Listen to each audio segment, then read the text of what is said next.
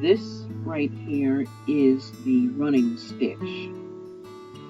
It is used to sew fabric together, and this one is the back stitch. It is used to sew fabric together as well. This is the split stitch. You can use that as well to sew fabric together. This one right here is the stem stitch, and this is the chain stitch. These are French knots. They are very decorative and pretty. You can use those for embroidery. This is the satin stitch,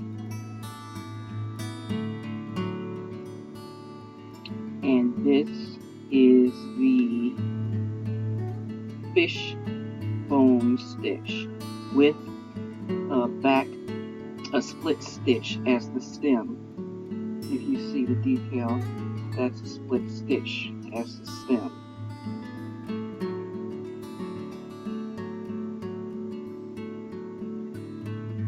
And there's the split stitch right there in the middle.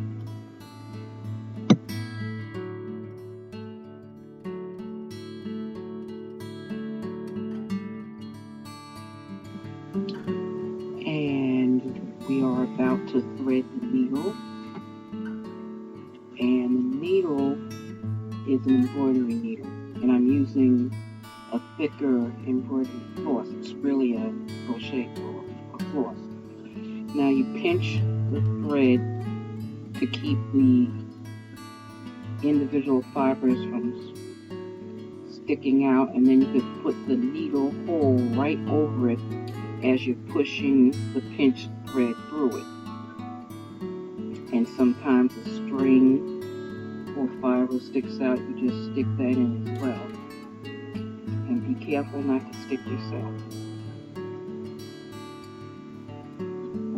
You never have the fiber longer than your arm, and that's from your shoulder to your hand, because it tends to knot and you don't want to waste thread if it gets too long and you have to cut it because the knot is in it. It's easier to handle as well when it's your arm's length, or just about your arm's length.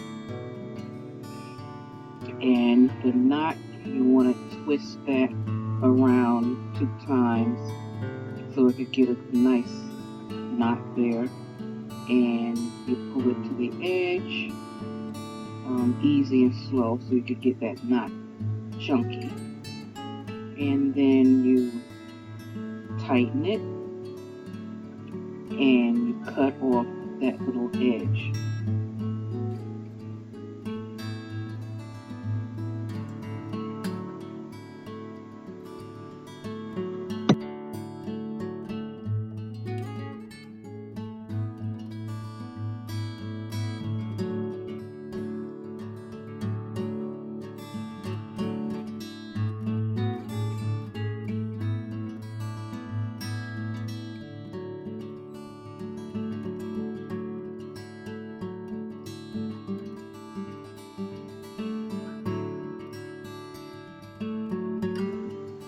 We are about to do the running stitch. You come up from the back and you make the stitch however long you want it,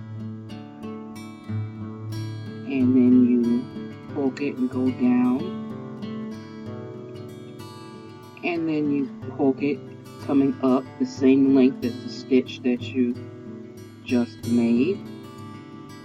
You can also do the stitch by poking it and then without bringing the needle all the way through, and poking the other end to come through the top as well, which I'm about to show you.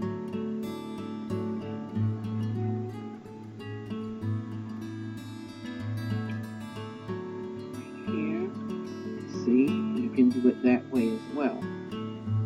I tend to poke it and then pull it all the way to the back and come back up.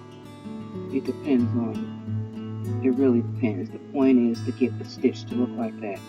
This stitch can also be lengthened, and then it's used to basically tack things together. They're just the holes if you're doing a collar, and the lining, you want to tack the lining. If you're doing inner lining and interfacing, you can tack that to your fabric using longer versions of the running stitch.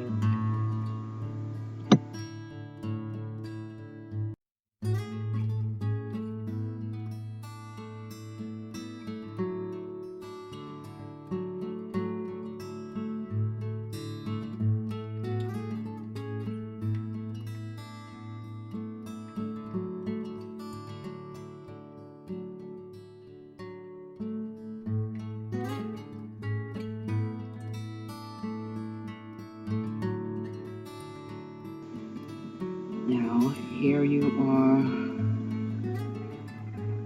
being shown the back stitch. You come up just like you did with the other, and you go down, and then you come back up, same length, and then you go into the second hole made.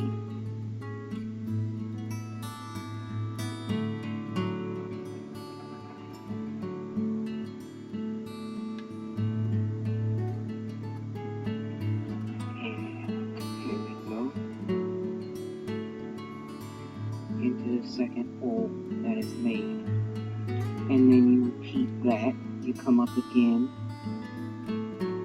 the length of the stitch, and then you go into that third hole, which is the end of the last stitch, and you continue that to the end.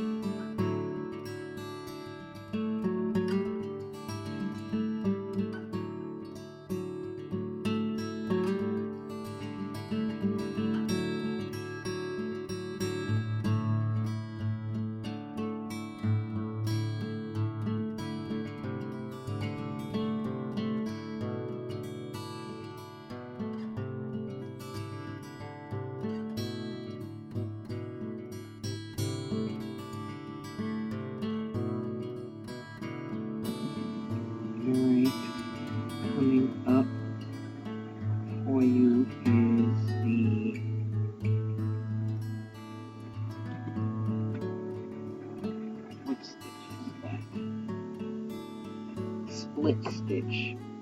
Unfortunately, my camera skills are not up to par, but you start it like you did the other stitch, and you come up and you go right down into the middle of the first stitch, right in the middle of that first stitch, and then you come up again a little shorter. It should be a little shorter than the previous stitch because you're going to come down in the middle of the last one, like I did right there. Now you come down again in the middle of the last stitch, and you continue that all the way to the end.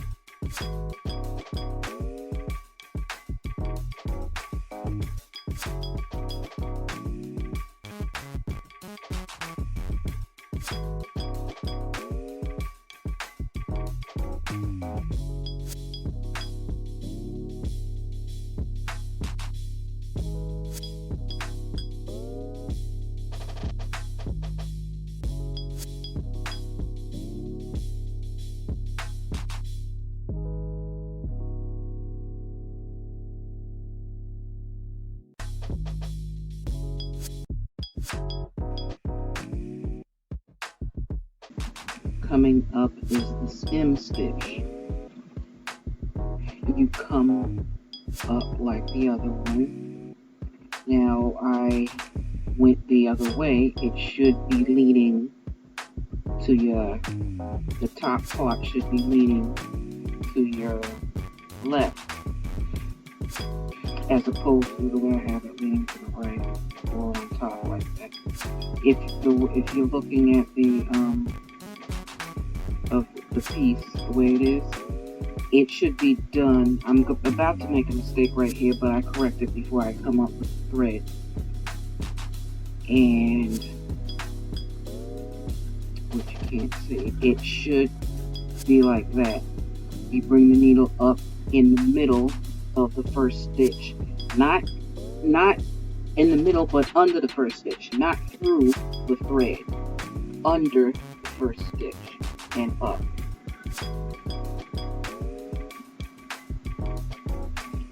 And then you make another. Yeah, see, that was the mistake. I should have done it like this. Instead of coming under, I should have did it up in front of it, and then you go down.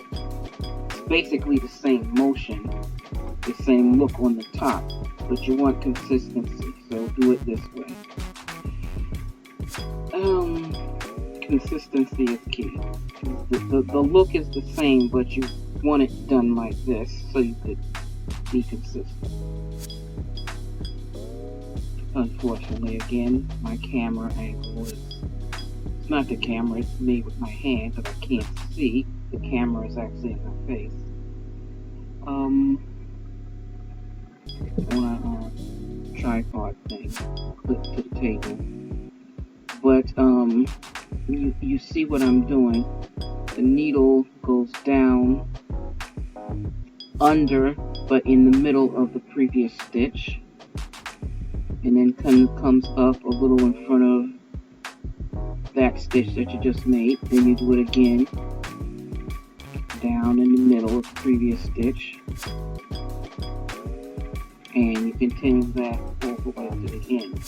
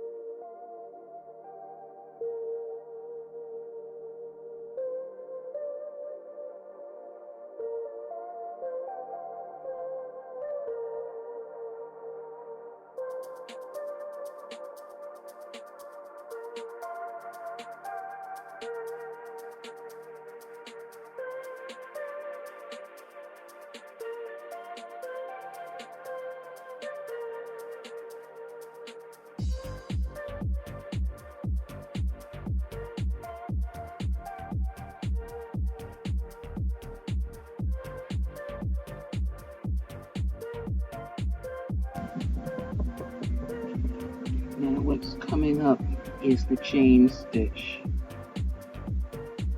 And you start the chain stitch on the left, because you have to come up and then you come down right in or very near that thread that you just came up, that hole that you just came up next to. You see where I'm putting the needle? That goes right in there, and then you bring the needle, the tip, up the length of how you're going to make along that stitch.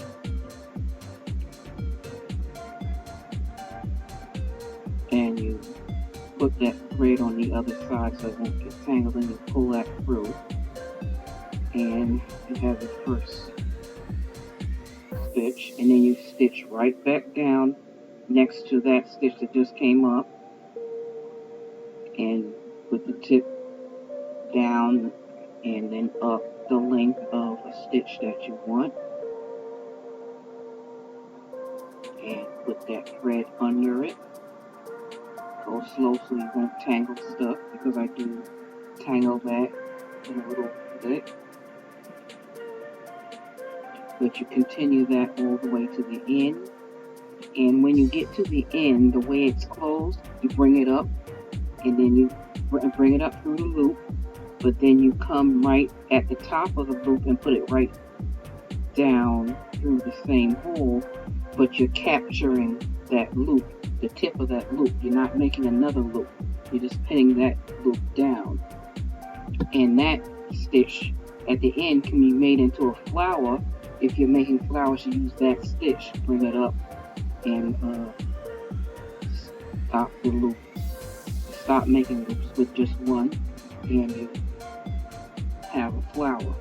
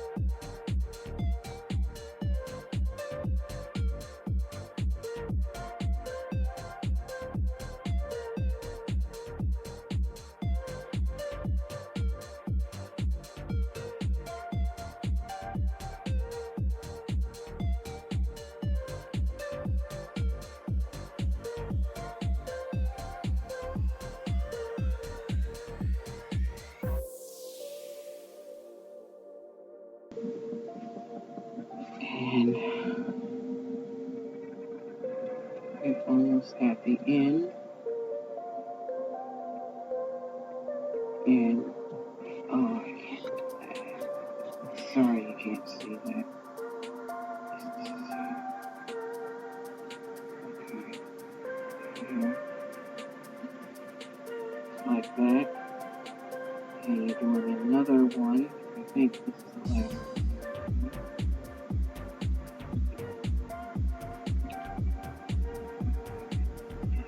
I had to take it out. The loop shouldn't be twisted, it should look straight and flat. Now right here is one stitch, I believe. Oh, I'm doing it that way.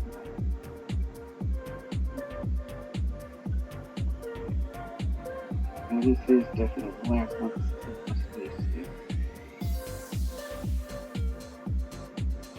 Okay, and you see how I'm sticking the needle in and capturing that one loop, and that end right there, that can be made into, if you use that one stitch at the end as a flower. Okay, we are doing the French knot. It's basically you come up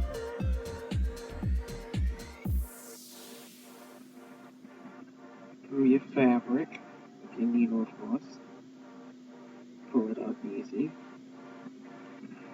You pull the thread over like that, and then you wrap it on top going away from you 2 times. 1, 2. And then you stick it right back in that same hole or a little next to it, and go easy and hold that other thread down so it won't tangle. And you don't pull it tight, the thread around the needle. And then you just pull that at the bottom real slow and let go, and there's your French knot. And if you want to make a thicker French knot, I can get a good 3 or 4 on there to make a thicker French knot where it's not crazy looking and everything. So that's how you do it. But that's your standard French knot, 2 wraps, 1 wrap, and 2 wraps. And then you put it in and pull it down and pull it slow, but make sure you're holding that other thread like I'm doing my left hand. And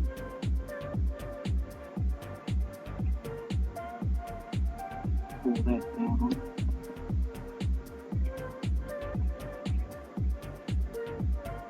And your French knot is be easy because you can do what I just did, which is pull the fabric out of the hoop again. But anyway, you got your French knot for, you know, in a range of things. It's really cute like that.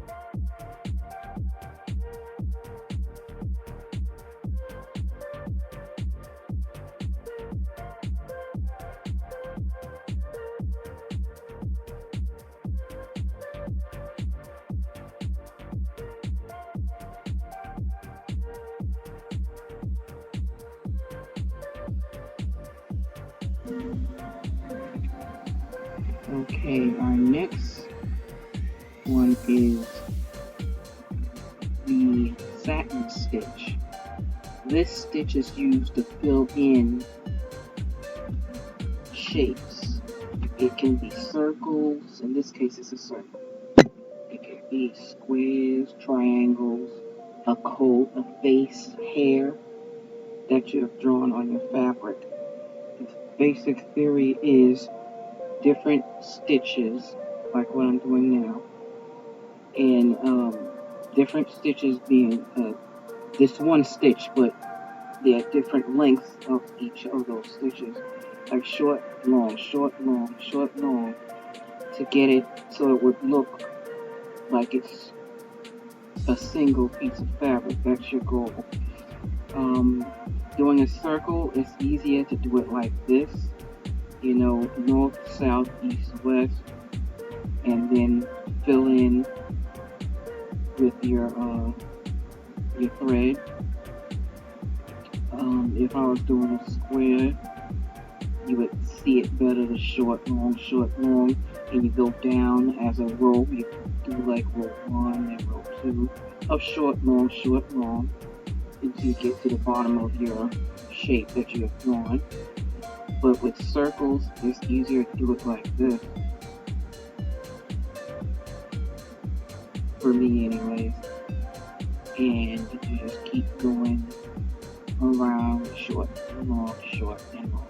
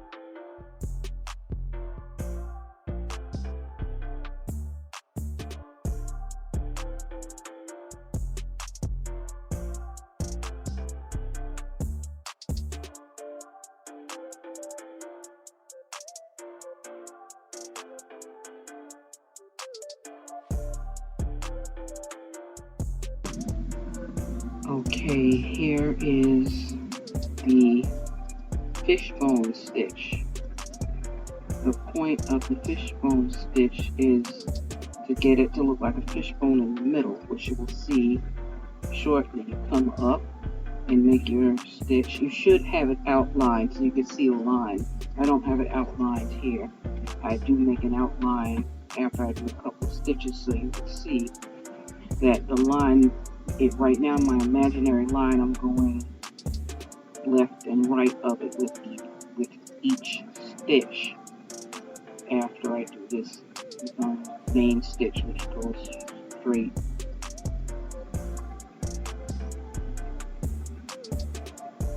Imagine there's a line going down. Okay, then you come up to the left of it, or the right, either way you start. You come up and then you come down to the bottom right of that stitch. Just right of it, not too far, because the edges are the ones that should be crossing. As you see where the needle is, and you'll see when you'll start seeing the pattern after like a few stitches. And I'm about to get the pen in a second, so the marker, so I could mark out the line for you.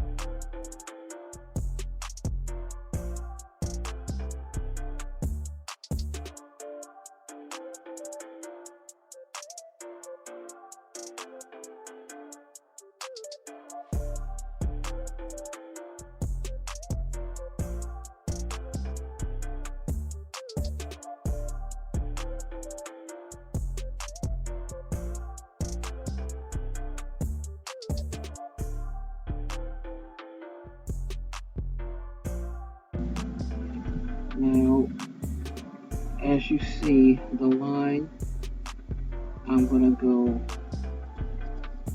I already did the stitch from the right to the left. Now I'm doing one from the left to the right again. And I'm going, the top is triangle by the way. And you see that I'm trying to straddle that line. I couldn't see this when I was doing the video, so I'm going to start veering off in a few minutes. But you get the point. Stay straddling that line with the stitches on each side of it.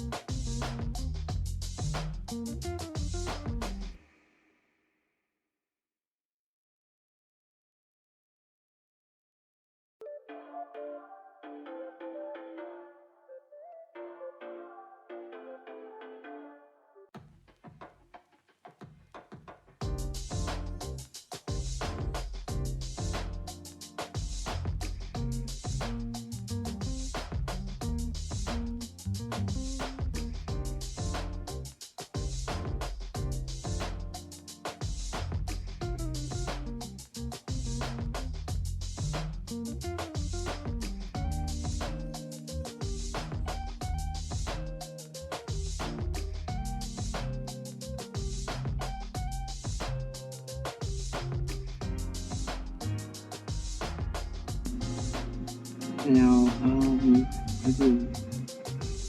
I'm just making a shape right now to make it look like a leaf. The other, how the leaf outline comes out a little bit, goes down or comes out, either or. And I'm going to continue the pattern going down, and then you will see that I use the split stitch as the stem.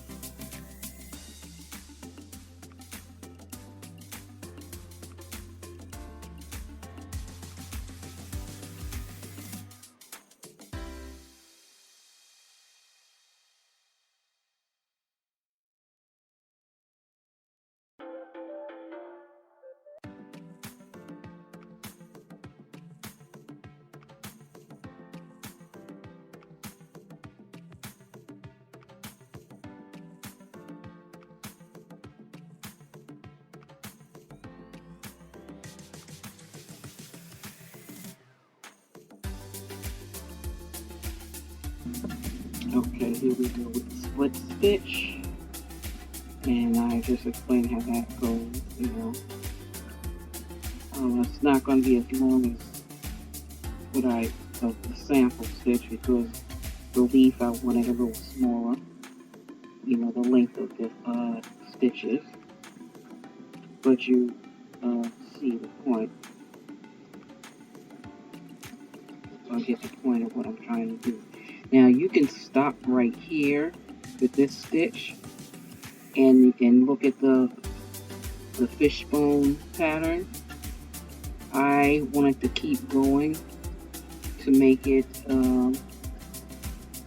go up like the main vein in many leaves. Now sometimes there's vein that shoot off from that, go to the edges, but that stitch is not going to work with that.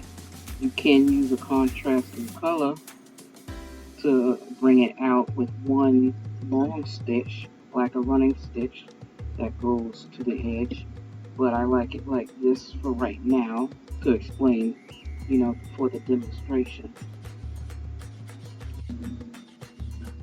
Well, we're almost done with the video, and I really hope you enjoyed it. Constructive criticism is welcome. I am not perfect. I've seen some fabulous pieces done on here, but I certainly am not perfect. But this, if you get the basics, when you have time and you're not rushing, and just sit down and do this, it's really relaxing. You get a lot of, you know, stress out when you're crafting. You can concentrate. And you see how it's a smaller look with both of them, but it's smaller than it looks like a braid. It almost looks like the chain stitch as well. But so you can do the chain stitch if you like. That's with a smaller thread. Now that thread would be too big. Take care, stay blessed. I hope to see you again.